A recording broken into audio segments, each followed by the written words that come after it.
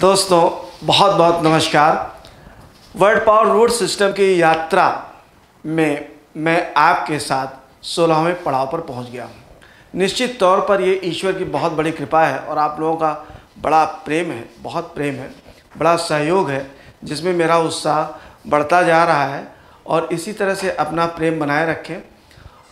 मैंने अपने किसी भी वीडियो लेक्चर में आपसे अपील नहीं किया था कि आप मेरे चैनल को सब्सक्राइब करें और लाइक बटन दबाएं, लेकिन सच यही है, ये तो अंडरस्टूड चीज़ है कि आपके सब्सक्राइब करने से और आपके लाइक बटन दबाने से, आपके कमेंट से किसी भी व्यक्ति को प्रेरणा मिलती है और उसका उत्साह और बढ़ता है।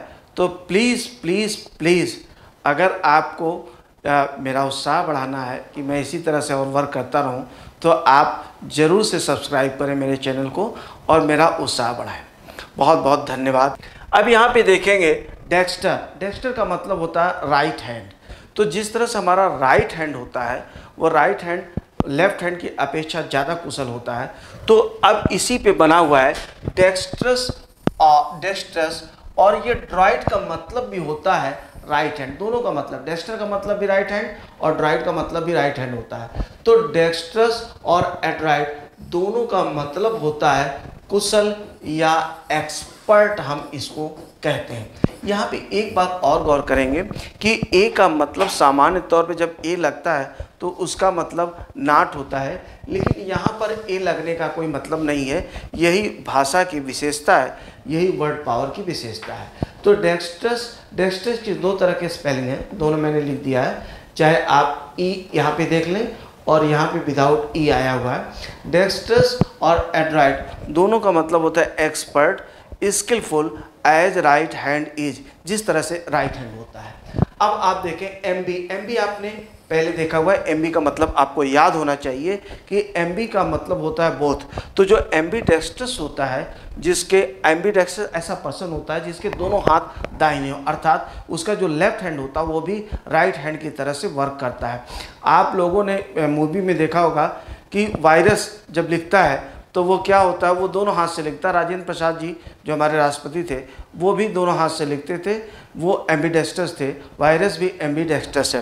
3 इडियट्स मेरे ख्याल से वो मूवी थी। तो एम्बीडेक्स्ट्रस का मतलब कि the person, an ambidextrous person is the person who can use both the hands equally, जो दोनों हाथों को एक समान रूप से यूज कर ले जाता है, उसे हम एम्बीडेक्स्ट्रस कहते हैं। सिनिस्टर और गॉस दोनों का मतलब होता है लेफ्ट हैंड।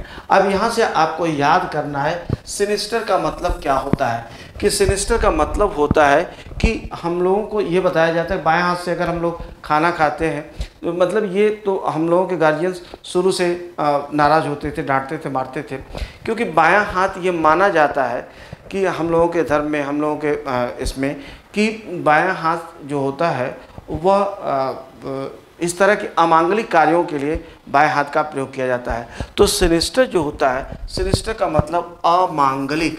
अगर कोई चीज़ अमांगलिक है तो उसे हम क्या कहते हैं, सिनिस्टर कहते हैं। गॉस का मतलब होता है भद्दा या बेढंगा। भद्दा या बेढंगा होता है। तो गॉस का मतलब जिस तरह से बाएं हाथ से किया गया कार्य भद्दा या बेढंगा होता है, बेढंग होता है। अगर मैं बाएं हाथ से अभी लिखूं, मैंने मान लीजिए बाएं हाथ से लिखा, तो आप देखिए बाएं हाथ से लिखने में क्या हो गया, यह भद्दी लिखावट हो गई। अगर मैं बाएं हाथ से अभी पत्थर फेंक कर मारूं, तो मारना है मुझे, फेंकना है इधर, चला जाएगा इधर। तो गॉस कैसे आप याद करेंगे, गॉस का मतलब होता है कि भद्दा या बेढंगा, उसी तरह से जैसे लेफ्ट हैंड से किया गया कार्य भद्दा या बेढंगा होता है, उसे हम कहते हैं गॉस। तो एक बार जरा मेरे साथ आप इसको देख लें, राइट हैंड और लेफ्ट हैंड को देख लें। डेक्स्टर और ड्राइट दोनों का मतलब होता है राइट हैंड। तो डेक्स्ट्रस और एड्राइट का मतलब होता है skilful, expert as our right hand is. दूसरा है एम्बीडेक्स्ट्रस। एम्बीडेक्स्ट्रस, एम्बी का मतलब होता है बहुत। एम्बीडेक्स्ट्रस का मतलब होता है who the person who can use both hands equally, जो दोनों हाथों को इक्वली यूज कर लेता है, उसे हम एम्बीडेक्स्ट्रस कहते हैं। सिनिस्टर और गॉस दोनों का मतलब होता है लेफ्ट हैंड। सिनिस्टर का मतलब अमांगलिक होता है। सिनिस्टर का मतलब अमांगलिक, जैसे अमांगलिक जो कार्य होते हैं वो हम बाएं हाथ से करते हैं, उस तरह से ट्रिक बैठा लेंगे। और गॉस का मतलब होता है कि जिस तरह से बाएं हाथ से किया गया कार्य वह क्या होता है, भद्दा या बेढंगा होता है तो इसको हम गॉस बोलते हैं। आगे दिया गया रूट सीकर। सीकर का मतलब होता है टू फॉलो, मतलब अनुसरण करना, पीछे पीछे आना। तो पहला शब्द है हमारा ऑब्सीक्वियस। ऑब्सीक्वियस जो पर्सन्स होते हैं वे क्या होते हैं, फुल ऑफ फॉलोइंग।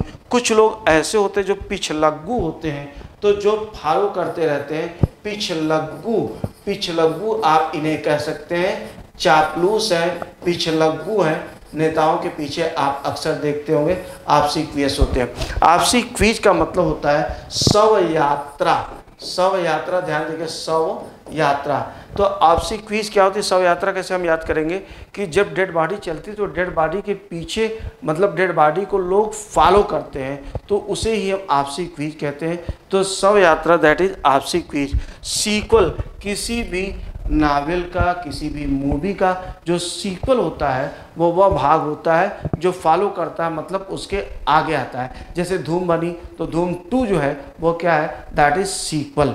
तो सीक्वल का मतलब वह चीज़, किसी मूवी या नावल का अगला हिस्सा जो होता है वह सीक्वल कहलाता है। इसके बाद सब्सीक्वेंट। सब्सीक्वेंट का मतलब अगर कोई इवेंट सब्सीक्वेंट, जैसे आगे मेरा जो लेक्चर होगा वो 17 लेक्चर, क्या लेक्चर नंबर 17 सब्सीक्वेंट लेक्चर होगा। सब्सीक्वेंटली मैं और तमाम चीज़ें पढ़ाने वाला हूँ। मैं बहुत जल्दी आपसे अपने प्लान के बारे में डिस्कस करने वाला, टीचिंग प्लान के बारे में डिस्कस करने वाला हूँ, तो वो मेरा सब्सीक्वेंट लेक्चर होगा। मतलब इसके बाद जो आएगा सब्सीक्वेंट कहलाता है। तो सब्सीक्वेंट का मतलब क्या होता है, आगामी।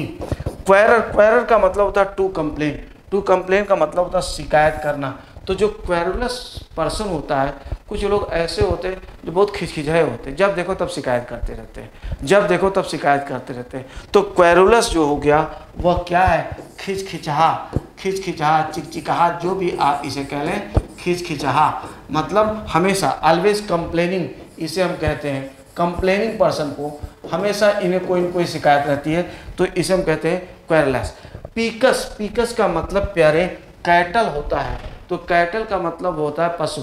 तो पुराने ज़माने में, बहुत पहले के समय में आप ध्यान रहे, तो उस समय जो धन का आर्थिक या जो आर्थिक आधार होता था, आर्थिक मापदंड माना जाता था, वो जानवरों को माना जाता था। इवन 20-25 साल पहले जब शादी करने वाले, शादी देखने के लिए लोग आते थे, तो हम लोगों के पिताजी वगैरह क्या करते थे, आपको भी ये पता होगा, नहीं पता होगा तो पूछ लीजिएगा, कि वो पड़ोस के भैंस को, गाय को ला करके बांध देते थे, तो मतलब बैल को बांध देते थे। तो होता था क्या कि भाई 2 बैल है तो हमारे पास 2 बैल और पड़ोस का मांग के लेके चले आए, तो इसी तरह 2 भैंस बांध दिए, तो ताकि जो देखने वाले लोग आते थे उनको लगता था कि भाई काफ़ी संपन्न। तो उस ज़माने में जो कैटल होता था, कैटल ये जो पशु थे वही हमारी समृद्धि के आधार थे, वह आर्थिक मापदंड को तय करते थे, आर्थिक आधार को तय करते थे। कोई व्यक्ति कितना धनी है, कितना समृद्ध है, उसको तय करते थे, वही पीकस है। तो पीकस का मतलब कैटल हो गया, और जिसके पास कैटल हो ही ना, इम का मतलब नाट हो गया, तो इसका मतलब क्या हो गया, वह निर्धन है। इम्पिक्यूनियस का मतलब हो गया निर्धन। लेट अस सी। अब यहाँ पे ध्यान दीजिएगा कि कुछ शब्द और हैं जो आपको मेरे साथ सीखने हैं। कौन कौन से वर्ड्स हैं? इकोनॉमिक, मैंने चूँकि इकोनॉमी की बात की, तो इकोनॉमी में आप ये देखिएगा, इकोनॉमी का मतलब अर्थव्यवस्था। अब तमाम लोग इस वर्ड से नावाकिफ़ हैं और गलत यूज़ करते, कहते हैं जैसे मेरी इकोनॉमिकल कंडीशन। इकोनॉमिकल कंडीशन नहीं, इकोनॉमिक जो होता है, इकोनॉमिक का मतलब आर्थिक होता है, इकोनॉमिकल आर्थिक नहीं होता। इकोनॉमिकल का मतलब होता है मित व्ययी। अगर आप इकोनॉमिकल हैं तो इसका मतलब मित व्ययी। मित व्ययी का मतलब क्या होता है कि मित व्ययी का मतलब आप सोच समझ के खर्च करने वाले हैं, कम खर्च करने वाले हैं और बुद्धिमानी से खर्च करने वाले हैं, उसे हम कहते हैं इकोनॉमिकल। स्टिंजी, मेजरली, निगार्डली, ये 3 शब्द हैं। इसका मतलब कंजूस होता है, मक्खी चूस होता है इसका मतलब। और एक्स्ट्रावैगेंट, एक्स्ट्रावैगेंट का मतलब जो एक्स्ट्रा खर्च करे, ठीक है, एक्स्ट्रावैगेंट, जो एक्स्ट्रा वैगन पे खर्च करे, अर्थात यह क्या हो गया, ये फिजूल खर्च करने वाला, फिजूल खर्च करने वाला, इसको हम कहते हैं एक्स्ट्रावैगेंट। अब जरा मैं इसको आपको ट्रिकी वे से बता दूं और समझा दूं कि कैसे आप इसको समझेंगे। जैसे मान लीजिए कि हमें 5 किलोमीटर की यात्रा करनी है, तय करनी है तो पैदल, अगर मान लीजिए हमको 5 किलोमीटर की यात्रा तय करनी है तो इकोनॉमिकल जो पर्सन होगा वह क्या करेगा, वह देखेगा भाई रिक्शा मिल जाए या कोई सस्ता साधन मिल जाए जिससे वो आराम से 5 किलोमीटर की अपनी यात्रा तय कर ले, और सिटी बस मिल जाए, इस तरह की कोई चीज़ है। तो जो इकोनॉमिकल होगा वह अपने गंतव्य पर इस तरह से पहुंचेगा। जो एक्स्ट्रावागेंट होगा वह तुरंत कार रिजर्व कराएगा और 5 किलोमीटर के लिए वह जो इकोनॉमिकल देता है पैसा उसका कई गुना वो ज़्यादा पे कर देगा, वो खर्चीला हो गया। और स्टिंजी माइजरली निगड़ली, ये हो सकता पैदल ही निकल दे। तो यही अंतर है, मित व्ययी है, ये बहुत ज़्यादा खर्चे, ये सोच समझ के खर्च करने वाले। तो इकोनॉमिक आज के बाद बोले, इकोनॉमिक का मतलब होता है आर्थिक, लेकिन इकोनॉमिकल का मतलब आर्थिक नहीं होता, ये मित व्ययी होता है। अब अगला शब्द है पैडोस। पैडोस आपने पहले देखा था, फिर मैंने एक बार इसको बोल दिया। पैडोस का मतलब होता है चाइल्ड, एगागस का मतलब होता है लीडिंग। तो जो पेडागोजी होती है, लीडिंग ऑफ चिल्ड्रन, बच्चों को लीड करना, लीड करने का जो कृत्य होता है, काम होता है, उसे पेडागोजी कहते हैं। और बच्चों को जो लीड किया जाता है उनका मार्गदर्शन किया जाता है, अर्थात यह क्या है, अध्यापन कला। पेडागोज जो होता है वह एक अध्यापक होता है, हालांकि डेरोगेटरी अब टर्म माना जाता है उसे, वो ओल्ड फैशन्ड होता है, तो पेडागोज उसे हम कहते हैं। पेडागोजी का मतलब अध्यापन कला। डेमागोग जो होता है उसे डेमास का मतलब पीपल होता है, ये भी आपने पहले देखा। एगागस का मतलब लीडिंग, तो ये जो नेता होता है इसे हम डेमागोग कहते हैं। Demagogue, the person who leads people, ऐसा व्यक्ति जो लोगों को लीड करता है उसे हम डेमागोग कहते हैं। लेकिन ये भी डेरोगेटरी, डेरोगेटरी का मतलब ऐसा शब्द जो कि निंदनीय, जो अच्छा शब्द नहीं माना जाता है। आजकल के अब नेताओं, मैंने बहुत ज़्यादा उसमें नहीं जाना चाहता हूँ, बस मैं इतना बोलना चाहता हूँ कि लोगों की जो इसका अर्थ है वो यही है, लोगों की भावनाएं भड़का करके जब हम अपना स्वार्थ पूरा करते, कोई नेता स्वार्थ पूरा करता है तो उसे हम डेमागोग कहते हैं। डेमागोजिक जो हो गया वह एडजेक्टिव है, और ग्राफियन का मतलब टू राइट होता है, राइटिंग अबाउट पीपल, लोगों के बारे में लिखना, इसे हम डेमोग्राफी कहते हैं। ये जनसंख्या विवरण, इसे हम क्या कहते हैं, लोगों के बारे में जो लिखा जाता है उसे हम क्या कहते हैं, डेमोग्राफी कहते हैं। सीनेक्स का मतलब ओल्ड होता है, तो सिनाइल जो होता है वो सठियाया हुआ। सिनाइल, इसका मतलब क्या होता है कि ओल्ड एज के कारण जब हमारी फिजिकल और मेंटल दोनों स्थिति वीक हो जाती है तो उसे हम कहते हैं सिनाइल कंडीशन कहते हैं। सेनिसेंट, इसेंट का मतलब होता है ग्रोइंग और बिकमिंग। तो जो सेनिसेंट है इसका मतलब क्या है कि वह अब धीमे धीमे ओल्ड हो रहा है, उसे हम सेनिसेंट कहते हैं।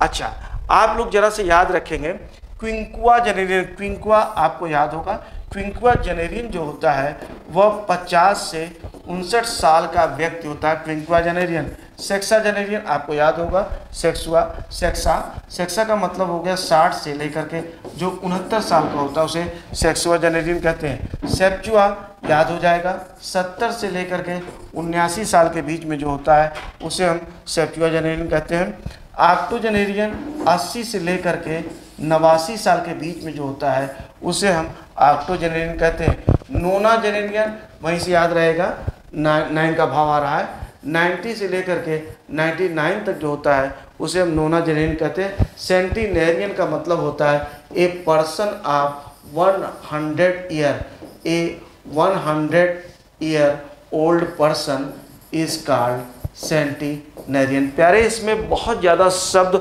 वन वर्ड सब्स्टिट्यूशन में पूछे गए हैं, बहुत ज़्यादा शब्द ऐसे भी हैं जो हमारे दैनिक जीवन में आते हैं, तो इसे आप तैयार करेंगे तो बहुत आसानी के साथ तैयार। बस इतना करना है ध्यान आपको कि जहाँ जहाँ पर मैं आपको बोलता जा रहा हूँ उसे आप नोट्स बनाते जाइए, इसीलिए मैं बीच बीच में बोर्ड से हट जाता हूँ ताकि आप इसका पॉज करके नोट बना लें और मेरे साथ चलें। मैं बार बार बोलता हूँ कि जहाँ पर भी दिक्कत होगी वो आप कमेंट सेक्शन में मुझे ज़रूर लिख करके बताएंगे।